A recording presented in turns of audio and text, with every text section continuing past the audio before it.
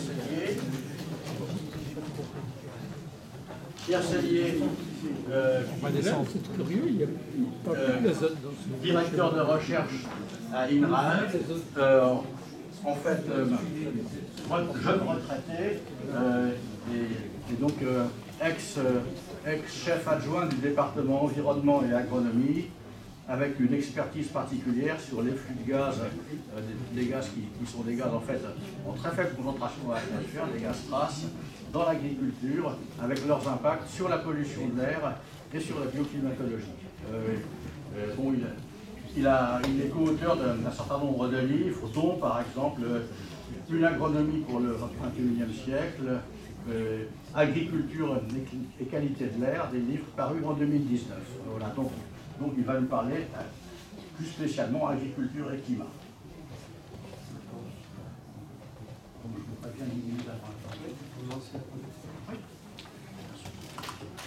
Bonjour à tous, merci de m'avoir invité pour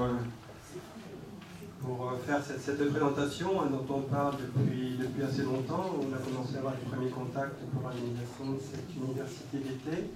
Vous verrez dans mon exposé un certain nombre de points communs avec ce que Christian a présenté, quelque part heureusement, mais également des points communs mais avec des points de vue qui sont différents, parce qu'on est tous les deux des disciplines scientifiques de base assez différentes et on voit certainement les choses de manière assez différente, mais en tout cas pas contradictoire. J'ai intitulé cet exposé Agriculture et changement climatique : des relations ambivalentes. Alors vous verrez pourquoi des relations ambivalentes au cours de l'exposé, puis je synthétiserai un petit peu à la fin de cette présentation. Alors de quoi va-t-on parler ? J'ai fait cette présentation non pas sous PowerPoint, mais sous LibreOffice. Je vois qu'il y a des petits problèmes, j'espère qu'il n'y en aura pas tant que ça. Alors, je me rapproche pour lire ce que j'ai écrit. Parce que je ne me rappelle pas tout ça par cœur, je vais vous donner ici quelques bases sur les liens entre agriculture et changement climatique. Ça restera assez général, assez qualitatif, dans la mesure où par la suite, tout à l'heure et demain et après-demain, d'autres personnes rentreront un peu plus dans le détail sur les mécanismes, sur les contextes, sur les généralités, etc. On va parler d'impact du changement climatique sur la production agricole. On parlera des émissions de gaz à effet de serre en lien avec l'activité agricole, à différentes échelles, de l'échelle globale jusqu'à l'échelle de la parcelle, avec en intermédiaire quelque part l'échelle de l'exploitation agricole, parce qu'en agriculture il est important de parler de cette échelle-là. Et on situera tout ça par rapport au grand cycle et à d'autres problématiques environnementales. Donc je vais vous parler c'est un peu le plan de la présentation, l'impact du changement climatique sur l'agriculture, les grands cycles biogéochimiques et les émissions. Alors, je présenterai les émissions de gaz à effet de serre dans l'agriculture, en se concentrant sur les gaz à longue durée de vie dans un premier temps, CO2, N2O et CH4. Ça me semblait important de situer ça dans ces grands cycles biogéochimiques, parce que vous verrez que quelque part, les surfaces naturelles de manière générale, mais en particulier les surfaces agricoles, sont vraiment des acteurs majeurs de ces cycles biogéochimiques. Ensuite, on parlera d'échelle de l'exploitation agricole, et puis pour complexifier un petit peu les choses, on étendra un petit peu tout ça à d'autres problématiques environnementales, parce que dans le cas du changement climatique, des gaz à effet de serre, il n'y a pas que le CO2, le N2O et le méthane. Alors, l'agriculture, donc Christian l'a déjà mentionné tout à l'heure, c'est une activité qui à la fois impacte le climat par des émissions de gaz à effet de serre, mais qui également est impactée. Alors ces chiffres, ces généraux, ceux-là ils datent de 2014, mais j'ai vu dans des articles de la presse, à l'occasion de la COP 26 ici, que la proportion au fait de tout cet ensemble qu'on appelle agriculture, foresterie et autres usages des sols reste à peu près la même. Vous voyez que c'est ici 24%, pas loin d'un quart. Donc quelque chose qui est tout de même assez considérable pour des activités, quelque part, pour lesquelles on peut avoir finalement une image d'activité relativement naturelle, proche de la nature. Ce n'est pas toujours le cas. On voit ici, par exemple, bien évidemment, que finalement, les émissions de ces secteurs-là sont du même ordre ici que les émissions de la production électrique, de la production d'énergie, du même ordre que les activités industrielles, du même ordre ici que les transports. Donc, c'est une activité anthropique qui produit des gaz à effet de serre dans des proportions tout à fait importantes. Voilà pour l'échelle globale. Ici, si on descend à l'échelle de la France, alors Sylvain Pellerin vous montrera peut-être ça demain parce que c'est lui l'auteur de ce graphique. Ce graphique montre d'abord que pour la France, finalement les proportions, on retrouve la même chose que pour l'échelle globale. Vous voyez ici, l'agriculture et la sylviculture représentent à peu près 20% des émissions. Mais une différence très notable avec les autres secteurs, et Christian l'a déjà mentionné, c'est que autant pour les autres secteurs, les émissions de gaz à effet de serre sont représentées essentiellement par des émissions de CO2, alors que pour l'agriculture, vraiment sa marque de fabrique dans ce domaine-là, c'est que ces émissions résultent principalement d'émissions, dans sa contribution quelque part aux émissions de gaz à effet de serre, résulte principalement d'émissions de protoxyde d'azote ici et d'émissions de méthane. Je pense que Étienne, Mathias vous reprécisera un petit peu ce qu'il y a derrière tous ces graphiques, puisqu'en fait, les chiffres qui ont permis d'aboutir à ça sont des chiffres qui ont été produits par le site. Donc voilà, l'agriculture, de manière très générale, on reviendra un peu dans le détail tout à l'heure, contribue à l'effet de serre par des émissions de gaz à effet de serre, des gaz à effet de serre principaux. Mais l'agriculture, donc, est également fortement impactée par le changement climatique. Et cet impact peut aller jusqu'à une remise en question assez forte des systèmes de production, voire même de l'activité agricole en tant que telle dans certaines situations. Voilà, ça va être essentiellement des illustrations. Je ne vais pas vous faire un détail des mécanismes mis en cause, mais ça montre, j'espère que ça vous montrera vraiment la diversité des questions auxquelles l'agriculture est confrontée aujourd'hui par rapport au problème du changement climatique.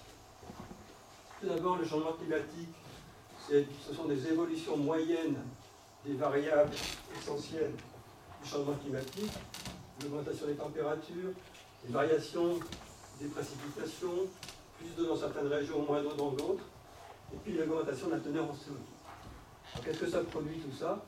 Ça produit d'abord en termes de production ici, on parle de variations ici de rendement pour le blé et pour le maïs à l'échelle mondiale. Bon, j'ai choisi cette échelle-là parce que tout à l'heure, d'autres personnes parleront d'échelles plus spécifiques, notamment à l'échelle du territoire français. Et on voit bien, on retrouve bien ce que Christian montrait tout à l'heure, à savoir qu'il y a des zones qui vont finalement être favorisées à l'avenir parce que les conditions seront plus propices à ces cultures-là, alors que d'autres zones, et notamment ici dans la zone intertropicale, ici, vont être essentiellement défavorisées par rapport à ces évolutions. Notamment dans le cas des impacts, tout à l'heure, dans le graphique précédent, ces cartes-là sont des résultats de modèles, ce sont des projections pour les décennies à venir. Alors que là, ce que je voulais montrer sur cette diapo ici, que Christian a déjà évoqué, c'est que dès aujourd'hui, on observe des impacts visibles de ce changement climatique sur la production, et en particulier dans le cas de la vigne et de l'arboriculture.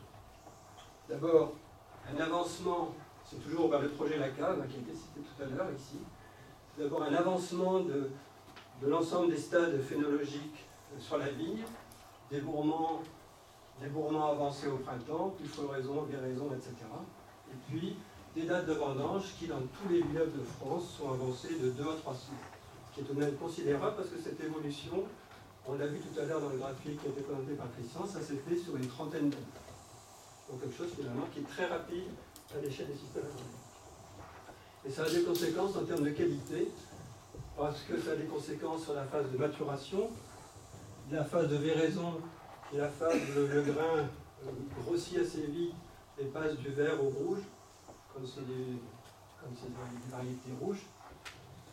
Donc cette date est avancée, et la température moyenne à la phase de maturation du grain est augmentée, et ça aboutit quelque part à des qualités de vin qui vont être assez différentes, avec une baisse d'acidité et une teneur en alcool qui augmente assez fortement.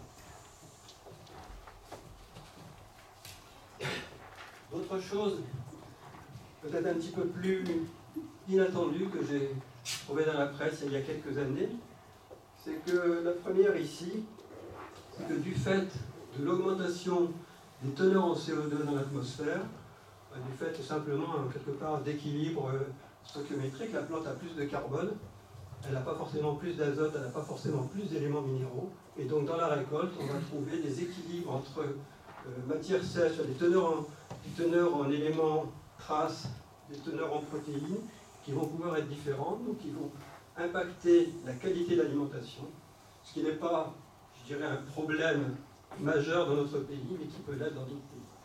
Que l'alimentation n'est pas aussi riche que par chez nous. Ensuite, bon là j'insiste pas beaucoup plus que ça, puisque Christian l'a déjà largement développé tout à l'heure, de nouvelles maladies qui vont se développer, des conditions qui peuvent être plus favorables ou moins favorables aux maladies, et donc tout un ensemble de problèmes qui se posent, de problèmes nouveaux, et qui vont relativement vite, et qui vont se poser à la production agricole. Les agriculteurs, il faut concevoir ça bien évidemment, non seulement en Europe, mais un petit peu partout dans le monde. Voilà quelques exemples, quelques flashs sur ces conséquences d'évolution des conditions moyennes. Et ensuite, des impacts d'événements extrêmes dont on sait qu'ils vont augmenter en fréquence dans les décennies à venir, avec quelques exemples ici. Bon, les sécheresses prolongées, dont on a tous quelques épisodes en mémoire, dans notre territoire, mais surtout dans d'autres régions du monde.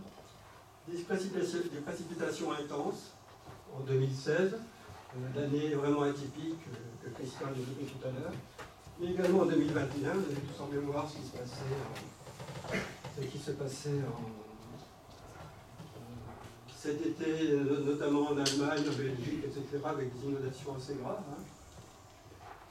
Pas plus tard que, voilà un exemple, notamment, c'est quelque chose qui est assez sensible sur la zone méditerranéenne. Je reviens d'un week-end à Marseille. Entre samedi et hier, j'ai dû au moins 3 ou 4 fois marcher dans 10 cm d'eau pour réussir à aller à l'endroit où je devais aller. Parce qu'il y a eu un épisode intense méditerranéen, l'épisode Sévenol, dont vous avez dû entendre parler à la météo, qui a provoqué ce type de choses. Et on sait que ces épisodes-là, ces événements extrêmes ici, dans des scénarios ici, pour les années à venir, vont augmenter ici, sur le pourtour méditerranéen, qui est une zone relativement sensible par rapport au changement climatique, et notamment dans nos régions. Les canicules, 2003-2019, les gelées printanières, j'ai quelques exemples à vous montrer, et puis un dernier élément, l'augmentation des risques d'incendie. Voilà donc le cas de l'année 2019, fin juin 2019, du moment où il y a eu cette vague où on atteint des températures de 46 degrés, qui non seulement était très néfaste lorsqu'il fallait passer du taxi au train à la gare de Montpellier, mais également, c'est la première fois, je crois, qu'on a pu voir dans les vignobles, effectivement, des grains de vigne complètement brûlés par les températures.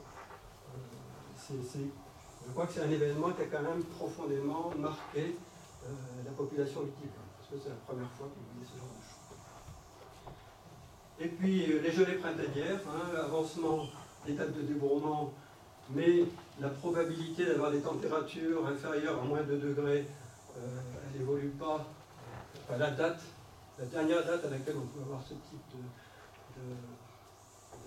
de température minimale n'évolue assez peu avec le changement climatique, ce qui fait qu'on est confronté plus ces dernières années à ce type de questions.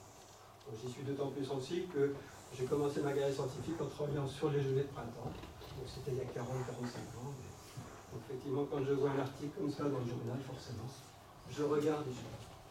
Et dernièrement, des collègues qui sont dans l'ouest de la France, à la basse vallée de la Loire, me disaient qu'aujourd'hui, le problème des gelées de printemps devient un problème dans des vignobles tels que le vignoble du Muscadet, du Grand Plan, ce qui n'existait pas du tout il y a 30, 40 ou 50 ans. Quand j'ai travaillé effectivement sur le chef du printemps, on travaillait avec les vignerons champenois. On avait été appelé par différents vignobles en 91 dans le Bordelais et en Bourgogne, mais on n'avait jamais envisagé effectivement d'aller dans les vignobles de Vallée de la Loire pour ce genre de problématique. Et donc ça pose la question, on parlait tout à l'heure de risque, d'incertitude, de problème d'assurance ici. Aujourd'hui, quelque part, le système assurantiel semble, c'est pas du tout mon rayon, donc j'en sais trop rien, je crois ce que les journalistes ont pu écrire ici, semble avoir atteint ses limites et aujourd'hui, on a un besoin par rapport à l'évolution de ces problématiques, on a besoin d'une refonte de ce système-là pour que l'agriculture puisse faire face. Et dernier élément, pour les feux, je ne vais pas insister là-dessus, mais le changement climatique, on sait que ça augmente le risque de sécheresse et ça augmente la longueur de la saison propice au feu. On a tous en mémoire, par exemple, les gros incendies qu'il y a eu en Californie cette année.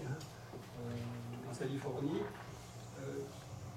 depuis le début du XXIe siècle, les surfaces brûlées ont été multipliées par 2 par rapport à ce qui se passait à la fin du XXe siècle. Donc c'est quelque chose également de considérable. Il n'y a pas que en Californie, c'est ça.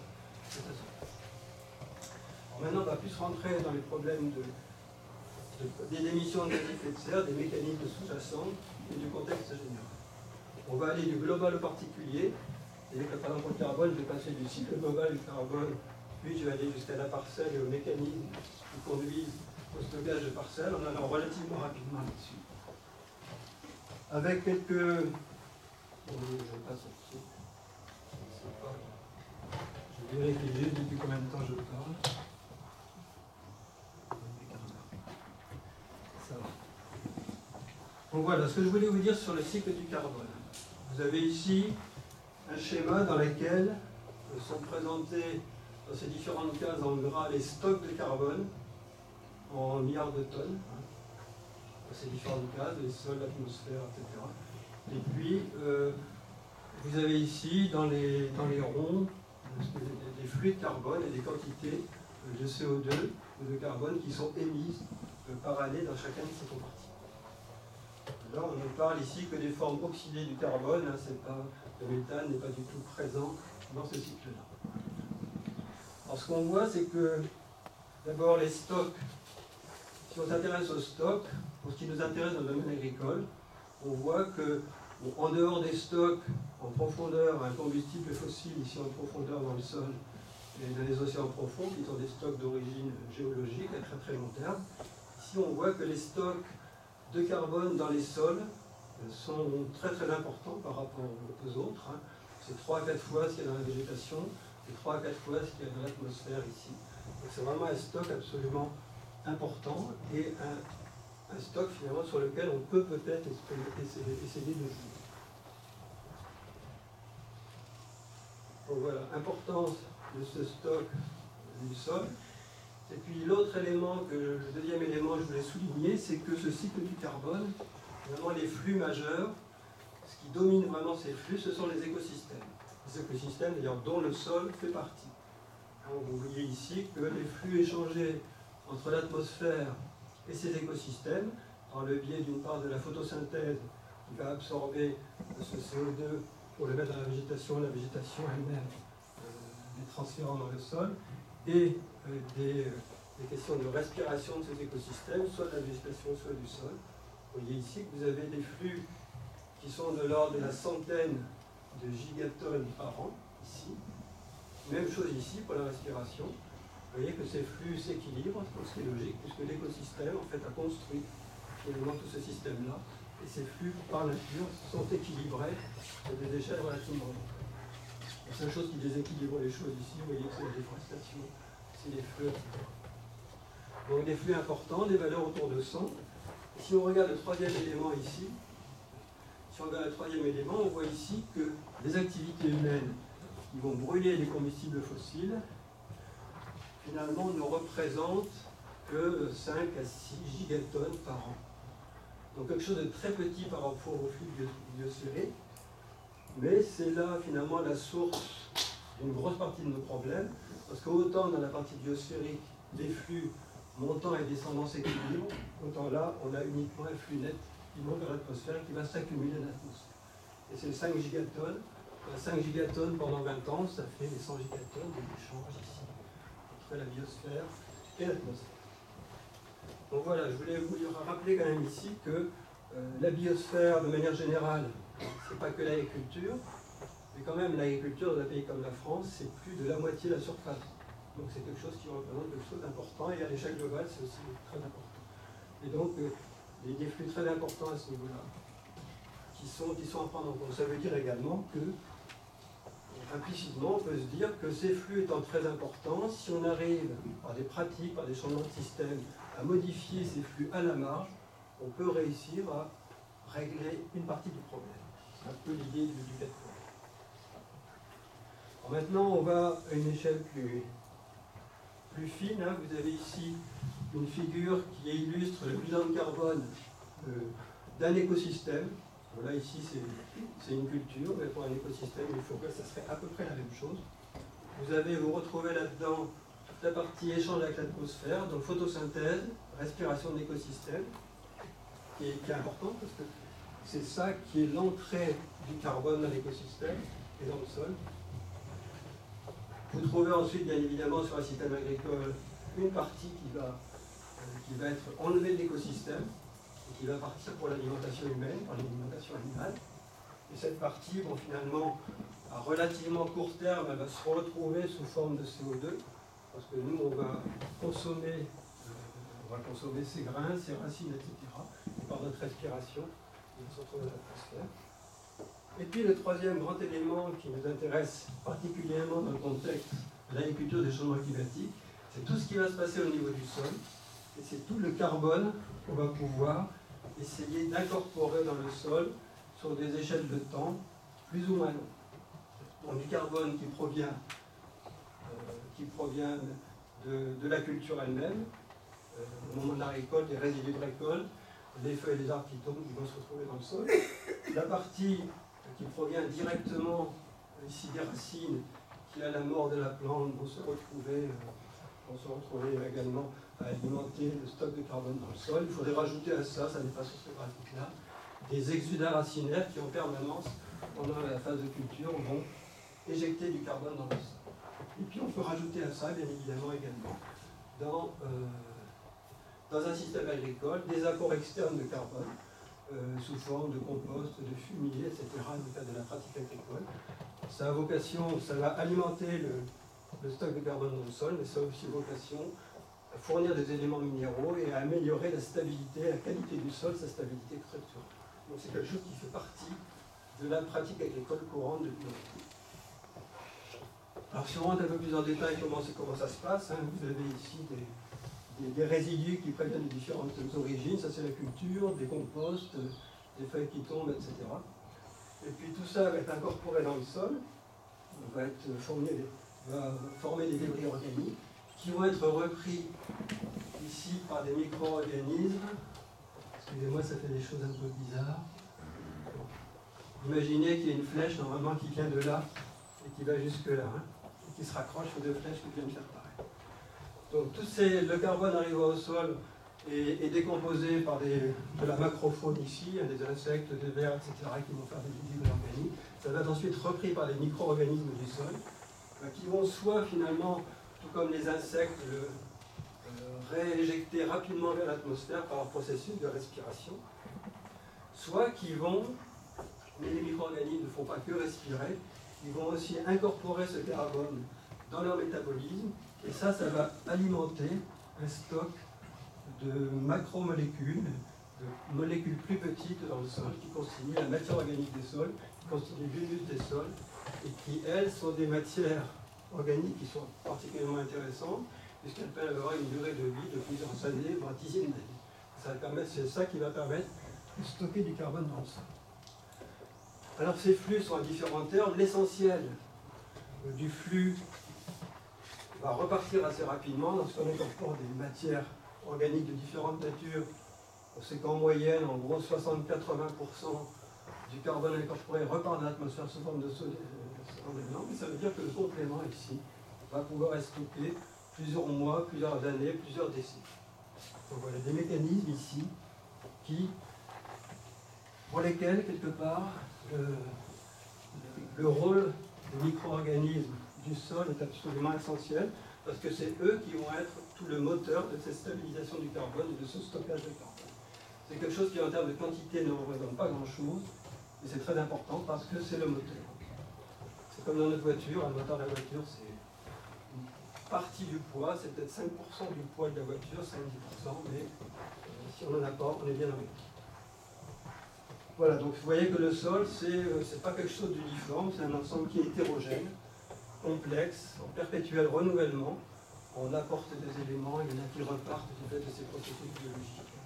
Et tout ça, ce sont, j'insisterai plusieurs fois là-dessus, ce sont des mécanismes biologiques qui impliquent une grande quantité d'organismes dans le sol. Ce n'est pas un écosystème simple, et donc ça veut dire que c'est assez compliqué d'agir directement. Alors ça se traduit par ce genre de carte, qui a été produit par les collègues d'Orléans dans le cadre du GIS, d'intérêt scientifique sur le sol, qui montre différentes choses. Ce sont les stocks de carbone dans les 30 premiers centimètres de sol à l'échelle du territoire français. Ça nous met en évidence quelque part donc plus c'est foncé, plus c'est riche en carbone. Des zones relativement riches en carbone, ce sont les zones d'élevage, parce qu'on a des prairies qui sont des couverts permanents, donc des couverts qui vont en permanence accumuler du carbone, et l'animal va aider à recycler en permanence la matière organique et à l'accumuler en Bretagne, en Normandie. Ce sont des zones également d'élevage ici, des zones forestières. Ce sont des zones également, des zones avec des quantités importantes sont des zones de montagne, parce que autant la photosynthèse dépend essentiellement du rayonnement, autant la respiration dépend essentiellement de la température. Quand la température est basse, la respiration est plus faible, et donc le carbone va plus s'accumuler dans le sol. Et puis vous voyez par contre que les zones de grande culture ici, dans lesquelles on travaille le sol, de manière assez intensive, sont des zones qui sont plutôt des zones pauvres en carbone. Alors, dernière chose par rapport à ça, donc on arrive, le réservoir sol est important, on peut stocker, on a des stocks qui sont assez différents, je pense que vous le verrez dans d'autres exposés, où on peut agir pour stocker du carbone dans le sol, mais ce stockage il peut être fragile. Et l'exemple que je voulais vous montrer ici résulte de l'année 2003. C'est la fameuse canicule de 2003, canicule, sécheresse en 2003.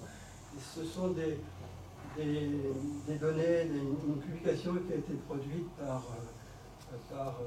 un réseau européen d'observation des flux de carbone à l'échelle européenne. L'auteur principal de cette revue est Philippe Sier du LSCE à Saclay, qui montre ici, sur ce graphique, que vous voyez pour les évolutions moyennes ici, des températures, des précipitations, vous voyez l'effet canicule ici au mois d'août, ici des températures sensiblement plus élevées. Et puis ici les flux de carbone, le flux de carbone net ici de l'écosystème, par rapport à une année moyenne ici qui est en noir, pour deux sites, un en Lorraine et l'autre au nord de l'Italie, on voit qu'on a un déficit très important de la fixation de carbone. Et le résultat de cette publication a montré que pendant finalement ce mois d'août, on avait, sur cet épisode-là, on avait déstocké 4 années de stockage de carbone dans le système. Donc, un potentiel de stockage, mais quelque chose qui reste fragile et auquel il faut prêter attention. On passe maintenant au cycle biogéochimique de l'azote. Bon, là, je suis un peu plus dans mon rayon. Je voudrais, dans cette première diapo ici, je ne vais pas commenter ici les flux. Je vous montrerai d'autres choses dans ce domaine-là par la suite. Mais je voudrais d'abord commencer par insister sur les stocks. Ici, tout ça sont les stocks, ici, en milliards de tonnes, ici. Et une grosse différence par rapport au carbone, pour lesquels les stocks sont essentiellement dans le sol et le sous-sol. Et puis ici, on a des stocks. Le gros du stock, c'est l'atmosphère. C'est les 80% de dioxyde d'azote qu'on a dans l'atmosphère, c'est ça qui constitue le gros du stock. Ce qui veut dire que l'azote en tant que tel est une ressource qui n'est pas rare. Par contre, ce qui est beaucoup plus rare, ce sont les formes qui sont utilisables par les êtres vivants.